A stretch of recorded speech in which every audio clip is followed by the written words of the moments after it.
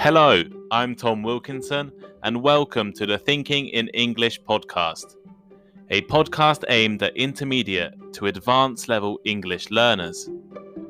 There are thousands of languages in the world. Some are spoken by billions of people. Others are spoken by less than 100 people. But which country has the most languages? In this episode, I'll answer that question. Look at some of the languages spoken in that country and try to explain why there are so many. But first, why not follow the Thinking in English Instagram page, Thinking in English podcast, or the link is in the description. And you definitely should look at our blog, thinkinginenglish.blog, for all transcripts and bonus content. Here is today's vocabulary list. As always, the written list is available in the description of the podcast and also on our blog, thinkinginenglish.blog. Diversity. Diversity. Diversity is a range of different things or people. For example, the wonderful diversity of our country's wildlife is now under threat. Inhabitant. Inhabitant. An inhabitant is a person or animal that lives in a particular place. That city has 5 million inhabitants. Linguistically. Linguistically. In a way that is connected with language or the study of language. For example, apparently Silicon Valley has become one of the most linguistically diverse places in America. Dialect. Dialect. A dialect is a form of a language that people speak in a particular part of a country, containing some different words and grammar, etc. For example, that poem is written in Northern dialect. Descend from. Descend from. If one thing descends from another, or is descended from another, the later thing develops from the earlier thing. So, for example, Romance languages are directly descended from Latin. Latin came first, and then Romance languages came later. Ancestor. Ancestor. A person related to you who lived a long time ago. There were portraits of his ancestors on the walls of the room. Indigenous. Indigenous. Existing naturally or having always lived in a place. A similar word is native. So, for example, the Navajos are among the indigenous people of North America. Colonist. Colonist. A colonist is someone who lives in or goes to live in a country or area that is a colony. So, for example, the first American colonists arrived in the 17th century. Creole. Creole. A Creole is a language that has developed from a mixture of other languages. For example, many Afro-Caribbean Englishes are Creoles. And finally, tribe. Tribe. A tribe is a group of people, often of related families, who live together, sharing the same language, culture, and history, and especially those who do not live in towns or cities. For example, the Maasai tribe live in Africa.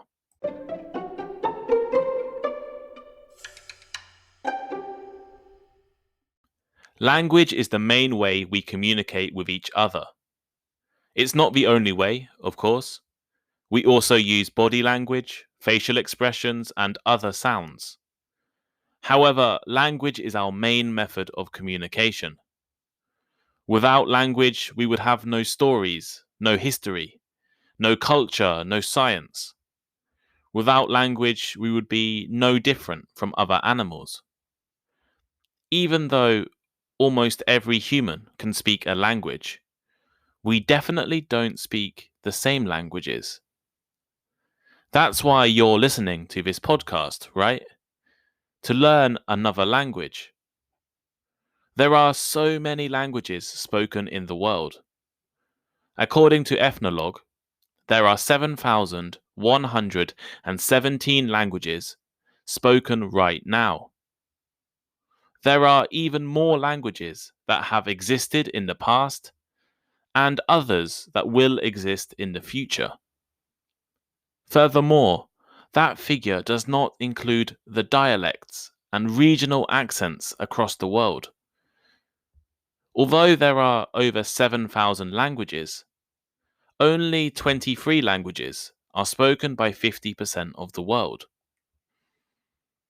How many languages are spoken in your country? Some countries only have one or a few languages spoken, while other countries have a large amount of language diversity. The UK is famous as the origin of the English language. All across the UK, you can hear English spoken. Nevertheless, it is not the only native language from the UK. You can also find the Welsh language in Wales, Gaelic and Scots languages in Scotland, Irish and Ulster Scots languages in Northern Ireland, and Cornish in the southern English county of Cornwall. In addition, there are over 300 international languages spoken across the UK. How about a larger country like India?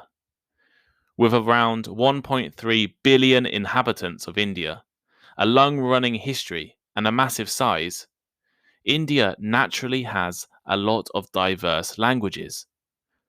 Actually, there are 22 official languages in India, as well as many unofficial languages. It is definitely one of the most linguistically diverse countries in the whole world. It is not, however, the most linguistically diverse country in the world. If India is not, what country is? Well, have you ever heard of Papua New Guinea? Papua New Guinea occupies the eastern part of the world's second largest island, the island of New Guinea, and is covered in mountains and rainforests. It borders the Indonesian province of Western Papua and is immediately north of Australia. With a population of only 7.6 million, Papua New Guinea is smaller than many cities around the world. However, this country is the most linguistically diverse in the world. There are nearly 850 languages spoken in the country. 850. That is 12% of all languages in the world, spoken in a country of less than 8 million people. And that number does not even include dialects or unknown languages. The rest of this episode will look at the languages of Papua New Guinea and try to explain some of the reasons why there are so many on the island. The oldest group of languages in Papua New Guinea are the Papuan languages, which were introduced by the first human settlers 40,000 years ago. That's right, people have lived on the island of Papua New Guinea for at least 40,000 years. Although these ancient languages are all considered Papuan, they are not necessarily part of the same family. A language family is a group of different languages that all descended from a common ancestor.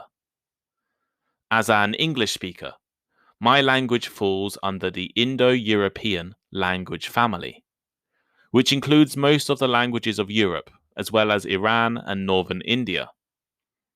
This means that French, English, and Hindi, for instance, all came from a single language many thousands of years ago. Languages can also be isolates, meaning that they have no known connections, like Japanese or Korean.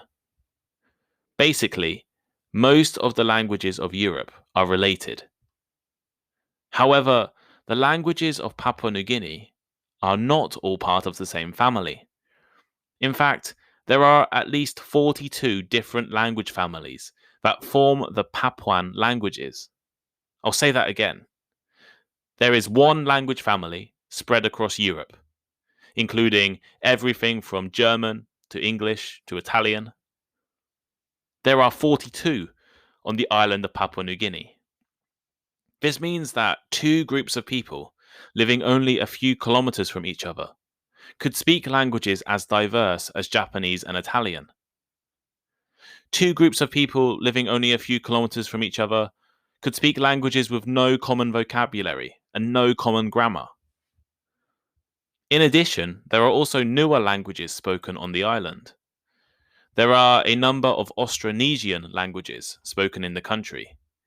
Austronesian languages are spoken by the indigenous people of Taiwan, and it is thought that these languages arrived in Papua New Guinea about 3,500 years ago from a Taiwanese source. Things became even more diverse in the 1800s with the arrival of English and German-speaking colonists. After independence, Papua New Guinea chose 3 official languages. English is the first. Tok Pisin, a Creole language, is the second. And Hiri Motu, a simplified version of Motu, which is an Austronesian language, is the third official language. Like any country, Papua New Guinea has a few native languages that are the most popular. So, as a native language, Enga is the most commonly spoken language, with approximately 165,000 speakers. Next up is Melpa, with 130,000 speakers, and Huli, with 70,000 speakers. Although these are native languages, nearly 4 million Papua New Guineans speak the Creole language named Tok Pisin. Creole languages develop when groups of people who don't share a common language need to communicate. Since its formation, Tok Pisin has grown to be the most commonly spoken language in Papua New Guinea. The total amount of speakers from each of those 3 most common native languages only adds up to approximately 365,000 people. So you might be thinking, what about the other 7.5 million? And why does the country have so many different languages? The geography of the country is one reason. It has caused the indigenous people to separate and spread out, forming different languages over time. There are massive mountains, thick jungles, deep valleys, large rivers and swamps. This makes it incredibly difficult to travel around the country easily. And most Papua New Guineans actually live in these rural areas. Only about 13% of Papuans live in towns. So the different parts of the country don't often mix or interact with each other. So neither do their languages. Papua New Guinea is also a tribal country. The fact that most Papuans live in tribes, not unified national states, has played a big role in building their long list of languages. Many tribes in the isolated mountainous part of the country have little contact with one another, and almost no contact with the outside world. Most Papuans actually live in societies without money or a modern economy, instead relying on farming and hunting for everything they need. This means there is no need for trade between different tribes. Relationships between different tribes are often not peaceful. Fierce tribal rivalries encourage people to be proud of their own languages and cultures. A third reason for so many different languages in the country is time. The first people moved to Papua New Guinea about 40,000 years ago. The languages they spoke at that time have had thousands of years to change, develop, and adapt. According to the linguist William Foley, it takes about 1,000 years for a single language to split into two. With 40,000 years to evolve, Papuan languages have had plenty of time to change naturally. So here is today's final thought. The most linguistically diverse country in the world is Papua New Guinea. The geographical conditions, isolated tribes, and a long history are the perfect ingredients to create a huge range of languages. However, as time goes on and communities come together, smaller languages could either become extinct or rarely used. Even now, most of PNG's languages have less than 1,000 speakers. This is what has happened to other parts of the world. In the modern world, it is useful to speak the same language as other people, for trade, relationships, and information. In the future, what do you think will happen to the languages we speak? As the world becomes more connected, it is more and more useful to speak the same language. And you need to speak certain major languages to be able to use some modern technology. Recently, I watched a YouTube video about Icelandic, the language of Iceland, which is not supported by many computer programs and smartphone providers. So for Icelandic people to use computer programs and smartphones, often they need to use a second language, normally English. Will smaller languages disappear in the future? And is it a bad thing if they do? Or should we try to protect the world's different languages? What do you think?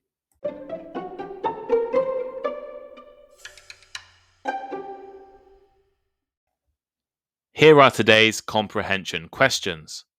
As always, the written questions are available in the description of the podcast and also on our blog, thinkinginenglish.blog. Apart from English, what languages are native to the UK? How many languages are spoken in Papua New Guinea? Why are there so many languages in Papua New Guinea?